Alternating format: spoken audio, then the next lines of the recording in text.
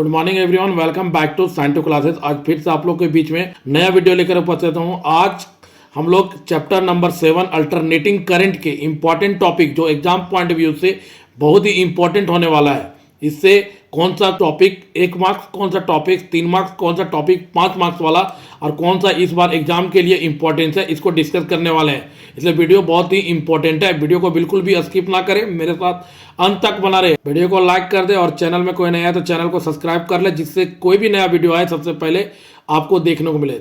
चलिए देर ना करते हुए वीडियो को शुरू करते। आज है चैप्टर नंबर 7 अल्टरनेटिंग करंट। इससे जो भी इंपॉर्टेंट टॉपिक है, इसका फर्स्ट टॉपिक है अल्टरनेटिंग करंट और अल्टरनेटिंग वोल्टेज। अल्टरनेटिंग करंट क्या होता है? वैसा करंट जिसका मैग्नीट्यूड लगातार चेंज करे बट डायरेक्शन एक पीरियड के बाद चेंज करे, उस करंट को बोलते हैं अल्टरनेटिंग करंट।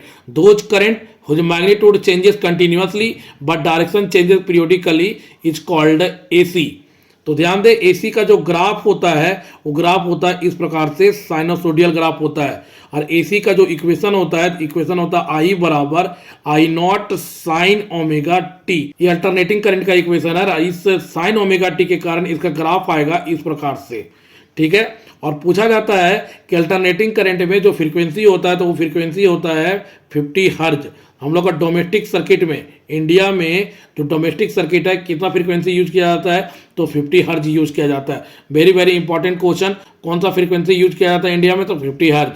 और अल्टरनेटिंग करंट का इक्वेशन क्या होगा? तो I equal to I naught sine omega t. I naught हमारा पीक करंट है। पीक करंट बोले या तो मैग्नीट्यूड करंट बोले या तो एम्पलीट्यूड करंट बोले, ठीक है। आई नॉट को पीक करंट बोलते हैं। उसी प्रकार से अल्टरनेटिंग वोल्टेज सोर्स है, मतलब अल्टरनेटिंग करंट इक्वेशन का जो भी सोर्स होगा उस सोर्स को बोला जाएगा अल्टरनेटिंग वोल्टेज। और इसका इक्वेशन भी होता है V बराबर V not sine omega T, ठीक है। यहाँ पे हमारा जो V नॉट है वो V नॉट को बोलते हैं पीक वोल्टेज। अब सेकेंड टॉपिक है average value of AC. Average value of AC में 2 टॉपिक पढ़ना, फॉर हाफ साइकिल और for full cycle. Average value of half cycle जो इक्वेशन आता है, equation I average equal to 2 I naught by pi होता है। और फुल साइकिल के लिए एवरेज वैल्यू आएगा, वो क्या होगा? 0 होगा। तो वेरी वेरी इंपॉर्टेंट है दोस्तों कि एवरेज वैल्यू ऑफ एसी, यहाँ पे ध्यान दे, हाफ साइकिल का जो आएगा I average equal to 2 I naught by pi, और फुल साइकिल का कितना आता है? 0 आता है। और एक क्वेश्चन और बनता है कि हाफ साइकिल में जो एवरेज वैल्यू होगा वो पीक वैल्यू का कितना परसेंटेज होता है? तो 63.6% होता है। किसका? आई नॉट का, ठीक है। तो वेरी वेरी इंपॉर्टेंट है। इससे ऑब्जेक्टिव क्वेश्चन भी बन सकता है 1 मार्क्स वाला लिखने के लिए, और 3 मार्क्स वाला भी क्वेश्चन बन सकता है, ठीक है। और दूसरा बात कि बोला जाता है कि पीक करंट और एवरेज करंट के बीच में रिलेशन क्या है? तो I average equal to 2 I naught by pi हो जाता है, ठीक है। अब आता है third question, RMS value of AC. ये भी क्वेश्चन 3 मार्क्स का है, इंपॉर्टेंट है इस बार एग्जाम के लिए। तो आरएमएस वैल्यू को डिनोट करते हैं आई आरएमएस से, और आई आरएमएस बराबर इक्वेशन आता है आई नॉट बाय √2। ध्यान दे दोस्तों, क्वेश्चन पूछा जाता है what is the relation between peak current and RMS current. तो I RMS equal to I naught by क्या हो जाएगा? √2। और पूछा जाता है कि कितना परसेंटेज होता है? तो 70.7% होता है। किसका? आई नॉट का हो जाता है। तो आई नॉट का 70.7% होता है हमारा कौन? आई आरएमएस। तो वेरी वेरी इंपॉर्टेंट है इस बार एग्जाम के लिए 2025, ठीक है। तो उम्मीद करते हैं आपको समझ आ रहा होगा। नेक्स्ट टॉपिक है 4th number, phase difference. Phase difference को डिनोट करते हैं फाई से। तो ध्यान दें, यहाँ पे फेज डिफरेंस के लिए हम लोग 3 टॉपिक पढ़ने वाले हैं, आर सर्किट, एल सर्किट और सी सर्किट। आर सर्किट में जो फेज डिफरेंस होगा वो कितना होगा? 0 होगा। मतलब वोल्टेज और करंट क्या हो जाएगा? एक ही लाइन में होगा। और यहां से पूछा जाता है कि पावर फैक्टर कितना होता है? तो याद रखें दोस्तों, पावर फैक्टर का फॉर्मूला हो जाता है cos फाई, और cos फाई का वैल्यू cos 0 बैठाएंगे तो cos 0 का वैल्यू कितना हो जाएगा? 1। तो आर सर्किट में फेज डिफरेंस का वैल्यू कितना? 0, और पावर फैक्टर का फॉर्मूला क्या होता है? cos फाई, और cos 0 बैठाएंगे तो कितना आ जाएगा? 1 आ जाएगा। ऐसा ही एल सर्किट और सी सर्किट के लेंगे तो एल सर्किट और सी सर्किट का फेज डिफरेंस कितना होता है? π/2। और जब भी पावर फैक्टर निकालेंगे तो cos π/2 तो कितना आ जाएगा? 0। तो आर सर्किट में फेज डिफरेंस 0, एल और सी सर्किट का फेज डिफरेंस π/2। पावर फैक्टर बोलेंगे आर सर्किट का कितना? 1, और एल और सी सर्किट में पावर फैक्टर कितना हो जाएगा? 0। वेरी वेरी इंपॉर्टेंट है ऑब्जेक्टिव क्वेश्चन के लिए। अब आता है फिफ्थ नंबर टॉपिक है रिएक्टेंस। रिएक्टेंस क्या होता है? वैसा रेजिस्टेंस जो इंडक्टर और कैपेसिटर ऑफर करे एसी सर्किट में, उसको बोला जाएगा रिएक्टेंस। मतलब एक प्रकार का ये रेजिस्टेंस ही है, लेकिन ये एसी करंट के लिए ऑफर करता है। कौन ऑफर करता है? कैपेसिटर और इंडक्टर। इसको डिनोट करते हैं एक्स से और इसका यूनिट हो जाता है ओम।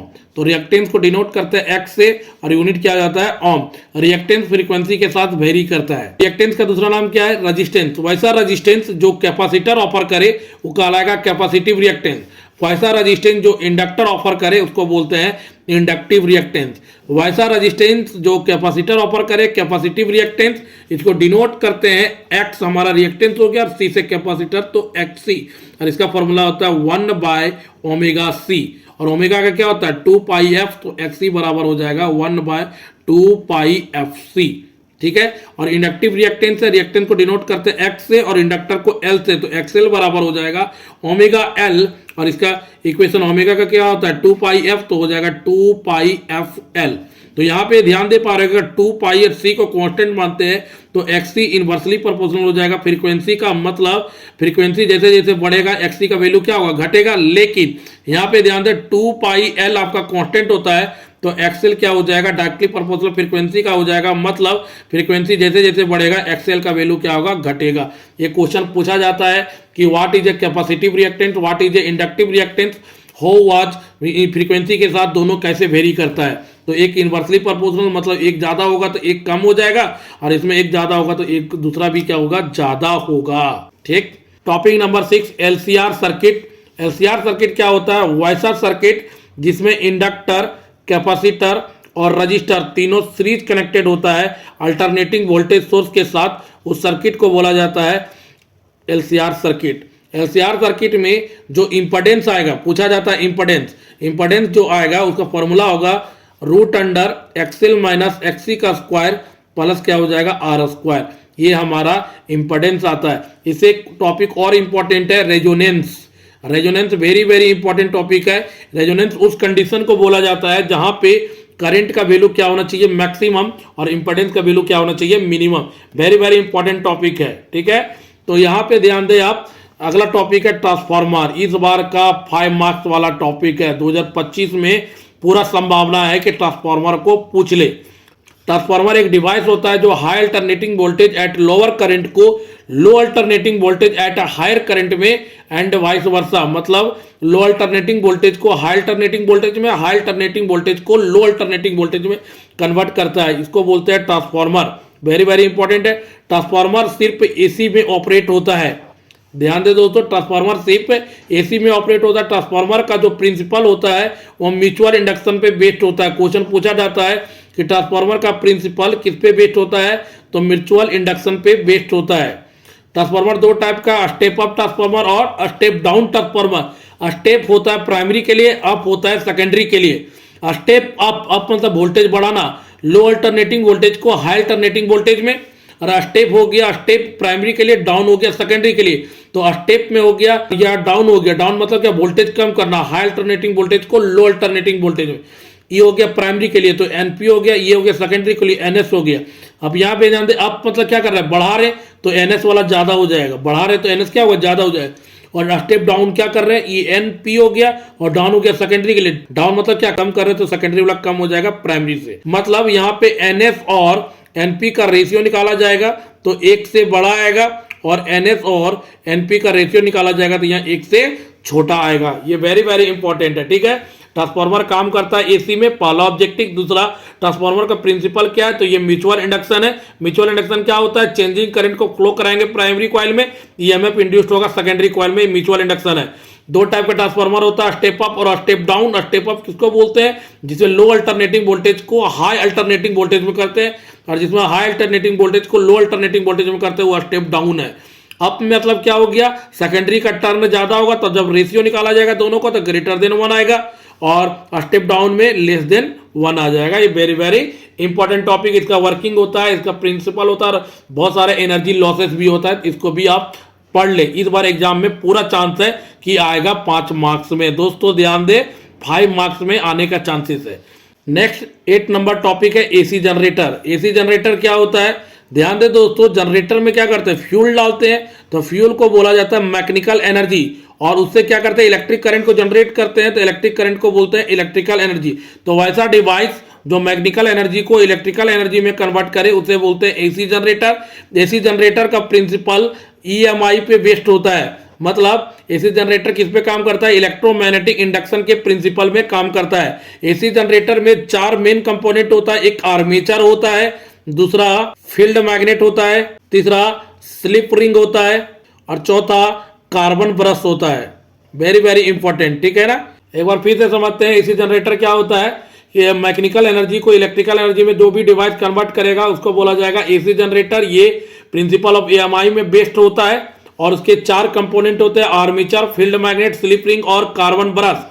तो armature, field magnet, slip ring और कार्बन ब्रश, और इसके वर्किंग थ्योरी होते हैं। तो उम्मीद करते हैं आपको वर्किंग थ्योरी पढ़ लेंगे, ठीक है ना। तो ये कभी आता नहीं है, लेकिन इस बार मॉडल सेट में दिया हुआ है, तो इसलिए इंपॉर्टेंट हो जाता है। तो उम्मीद करते हैं आप इसको पढ़ लेंगे, ठीक है।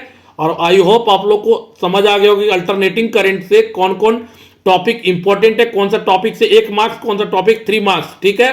थैंक यू, आपका दिन शुभ हो।